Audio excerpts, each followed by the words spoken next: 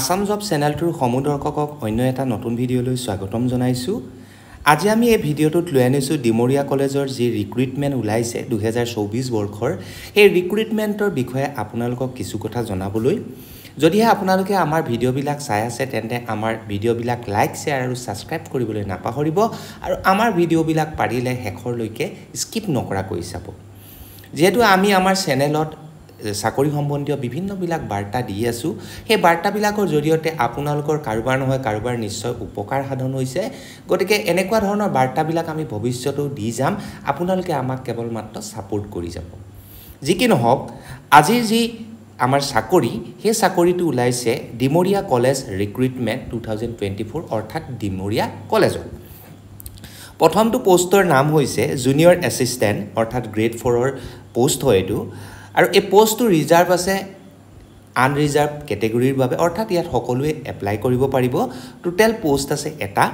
ইয়াত eligibility criteria বুলি যদি ক'বলগীয়া হয় তেন্তে ইয়াত কেৱল মাত্ৰ এনি ষ্ট্ৰীম গ্ৰেজুৱেট অৰ্থাৎ যিকোনো ষ্ট্ৰীমত গ্ৰেজুৱেট হ'লেই হ'ল। আৰ্টছ হওক, ছায়েন্স হওক, কমাৰ্চ হওক, যিকোনো এটা ষ্ট্ৰীমত আপোনালোকে যদি গ্ৰেজুৱেশ্যন কৰা আছে আপোনালোকে এপ্লাই কৰিব পাৰিব। লগতে আপোনালোকৰ কম্পিউটাৰৰ এখন ডিপ্ল'মা চাৰ্টিফিকেট থাকিব লাগিব। হয় আপোনালোকৰ 6 মাহৰ আছে, এবছৰ আছে, সেই চাৰ্টিফিকেটখন থাকিব লাগিব। আপোনালোকৰ কম্পিউটাৰৰ নলেজ, বিশেষকৈ computer Microsoft Excel, Microsoft Word, Microsoft PowerPoint, Microsoft পাৱাৰ পইণ্টৰ যিবিলাক কাম আছে আৰু এক্সেলৰ যিবিলাক কাম আছে, সাধাৰণ গাণিতিক যিবিলাক কাম আছে সেইবিলাক আপোনালোকৰ জানিব লাগিব। দ্বিতীয়টো পোষ্টৰ নাম হৈছে লাইব্ৰেৰী এছিষ্টেণ্ট। এইটো গ্ৰেড 3ৰ ভিতৰতে পৰে, ইয়াতো পোষ্ট এটাই আছে। আৰু এই পোষ্টটো চিডুল কাষ্ট কেটেগৰীৰ বাবে ৰিজাৰ্ভ কৰা হৈছে। এই পোষ্টটো গ্ৰেজুৱেট বিচৰা হৈছে ইন এনি ষ্ট্ৰীম আৰু লগতে কম্পিউটাৰ ডিপ্ল'মা চাৰ্টিফিকেটখনো বিচৰা হৈছে। তাৰ পিছৰটো পোষ্টৰ নাম হৈছে লেবৰেটৰী বিয়েৰাৰ। এইটো হৈছে গ্ৰেড 4ৰ পোষ্ট। ইয়াত পোষ্ট আছে কেৱল মাত্ৰ এটা আৰু এই পোষ্টটো আনৰিজাৰ্ভৰ বাবে ৰখা হৈছে, অৰ্থাৎ ইয়াত প্ৰতিজন মানুহে এপ্লাই কৰিব পাৰিব, অৰ্থাৎ যিকোনো কাষ্টৰ মানুহে ইয়াত এপ্লাই কৰিব পাৰিব। ইয়াত কোৱালিফিকেশ্যন বিচৰা হৈছে কেৱল মাত্ৰ 8 পাছ। তাৰ পিছৰ পোষ্টটো হৈছে গ্ৰেড 4ৰ, সেইটো SC অৰ্থাৎ চিডুল কাষ্টৰ বাবে কেটেগৰীৰ বাবে আচলতে এটা পোষ্ট দিয়া হৈছে। বাকী কাষ্টে কিন্তু ইয়াত এপ্লাই কৰিব নোৱাৰিব। ইয়াতো এডুকেশ্যন কোৱালিফিকেশ্যন কেৱল মাত্ৰ 8 পাছটো দিয়া হৈছে।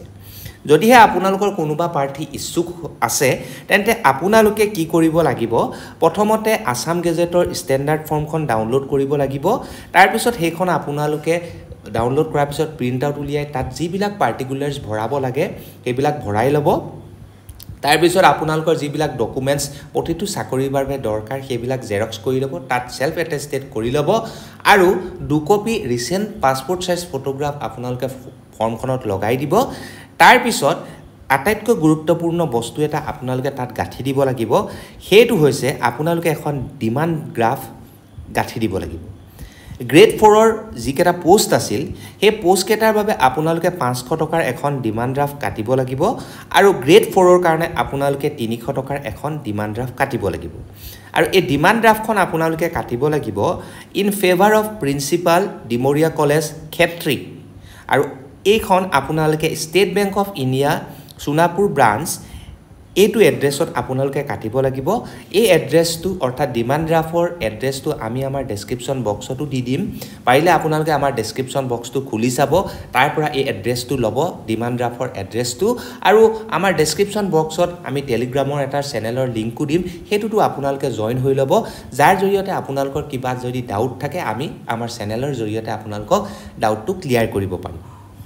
গতিকে ইয়াত শেষলৈ কৈছে যে এই এডভাৰটাইজমেণ্টটো ওলোৱাৰ 15 দিনৰ ভিতৰত আপোনালোকৰ যিখন ফৰ্ম আছে সেই ফৰ্মখন তেওঁলোকৰ হাতত পৰিবগৈ লাগিব বুলি কৈছে। অৰ্থাৎ আপোনালোকে বাই হেণ্ডো গৈ মেলি দিবগৈ পাৰে বা বাই পোষ্টো দিবগৈ পাৰে।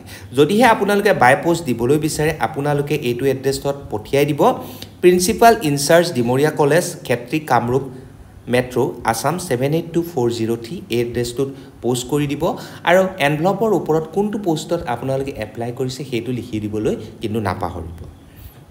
আৰু এই এডভাৰটাইজমেণ্টটো ওলাইছে 3 ছেপ্টেম্বৰ 2024 তাৰিখে। গতিকে আজিৰ পৰা 18 ছেপ্টেম্বৰৰ ভিতৰত কিন্তু আপোনালোকৰ ফৰ্মখন নিৰ্দিষ্ট ঠাইত পাবগৈ লাগিব।